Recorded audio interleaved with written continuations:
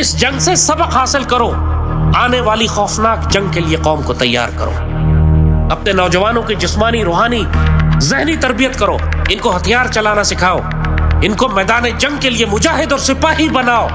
ملک کے اندر خوراک اور ایندھن کے ذخیرے جمع کرو،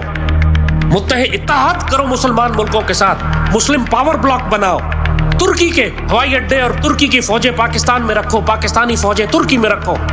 مسلم پیس کیپنگ فورس بناؤ۔ یہ اللہ نے تم کو ویک اپ کال دی ہے، اللہ نے تم کو بیدار کیا ہے، تم کو ہوش دلایا ہے کہ آئندہ کے لیے یہ بحث ختم کر دو کہ ہم بھارت سے امن کریں گے، آئندہ کے لیے یہ بکواس ختم کر دو کہ اب بھارت سے کوئی جنگ نہیں ہو سکتی ہماری، دونوں ایٹمی طاقتیں کیسے جنگ ہوگی۔ آئندہ کے لیے جو یہ بکواس پاکستان میں کرے، چاہے وہ سویلین ہو یا فوجی، اس کا منہ توڑ دینے کی ضرورت ہے۔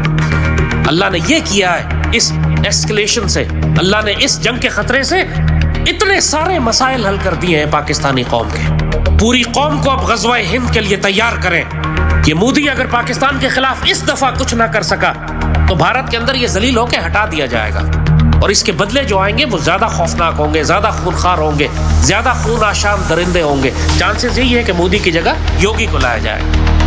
اور وہ تو مسلمانوں کا خون پینے والا جانور ہے، اور وہ آ کے پھر بڑی جنگ کرے گا۔ پاکستانی قوم کو یہ اللہ نے ہمیں جھٹکا دے کے بیدار کیا ہے۔ آسان تکرہو شیئن وہو خیر، ہو سکتا ہے تم کو کوئی چیز بہت بری لگے، مگر اس میں اللہ نے تمہارے لیے بہت خیر رکھی ہوئی ہے۔ جو خیر اللہ نے اس ایسکیلیشن میں رکھی تھی، ہم نے تم کو آج بتا دی۔ اللہ کے فضل سے کھل کے نظر آ گیا کہ ابلاغی جنگ میں پاکستان کا دفاع کون کر رہا ہے، ابلاغی جنگ میں کون منافق اور غدار ہے، سیاست دانوں میں کون ہے جو پاکستان کی پشت پہ خنجر مار رہا ہے، پاک فوج کے سپہ سالار کا کیا دلیرانہ اور جرأت مندانہ کردار ہے۔ پوری قوم کو نظر آ گیا کہ اگر وہ سکون سے سو رہے ہیں اور دشمن خوفزدہ ہے پاکستان میں داخل ہونے سے، تو صرف پاک فوج کی برکت سے، ریلوے، واپڈاز اور نیشنل اسمبلی اور سپریم کورٹ کی وجہ سے دشمن نہیں رکا ہوا، پاک فضائیہ، پاک فوج اور پاک نیوی کی وجہ سے رکا ہوا ہے، جن کو تم گالیاں بکنے باز نہیں آتے تھے، آج یہی تمہاری عزتیں بچا رہے ہیں۔ آئندہ ساری عمر پاک فوج کو مسلح افواج کو گالی مت بکنا۔ جو افسر اور جوان تمہیں نظر آئے اس کا ہاتھ چومو، اس کو سینے سے لگاؤ، اس کو پھول پیش کرو، اس کو سلام کرو کہ وہ تمہاری عزتوں کا محافظ ہے۔ جن کو تم پتھر مارتے ہو، اس کے باوجود ان کا ظرف اتنا ہے، تم جیسے کمینوں اور کنجروں کے لیے وہ اپنی جانیں قربان کر رہے ہیں، حالانکہ آدھی قوم ان کو گالیاں دے رہی ہے۔ اللہ نے بہت بڑا کرم کر دیا ہے کہ مودی کی جانب سے یہ ایسکیلیشن ہو گئی، اس پاکستان کے بہت بڑے بڑے مسئلے حل ہو گئے، اور اللہ کا احسان ہے کہ اللہ نے ہمیں سرخرو کیا کہ جو سالوں سے ہم گالیاں کھا رہے تھے پوری قوم کی، یہ تو جنگ کروانا چاہتا ہے، یہ تو غزوہ ہند کرنا چاہتا ہے، اللہ نے الحمدللہ تمام دشمنوں کو ذلیل اور رسوا کیا، اور اللہ تعالیٰ نے اپنے بندے کی مدد فرمائی۔ انہ وحدہ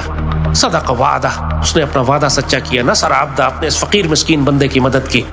ہزم الاحزاب وحدہ۔ یہ فتح مکہ کے موقع پہ بھی تھا، اور 1400 سال کی اسلامی تاریخ میں جب بھی اللہ نے اپنے مسلمان مجاہدین اور فقراء کی اور اولیاء کی اور مجاہدین کی مدد فرمائی ہے، تو سب نے اللہ تعالیٰ کا یہی وعدہ پورا کیا ہے اللہ نے کہ وہ اللہ تعالیٰ ایک ہے اور اپنے بندے کی مدد کرتا ہے، بڑی بڑی فوجوں اور دشمنوں اور پروپیگنڈا کرنے والوں کے مقابلے میں اپنے بندے کی مدد کرتا ہے، اس کی عزت رکھتا ہے۔ اللہ کا کرم اور احسان ہے کہ اس نے ہماری عزت رکھی۔ اب پاکستانی قوم کے لیے لازم ہے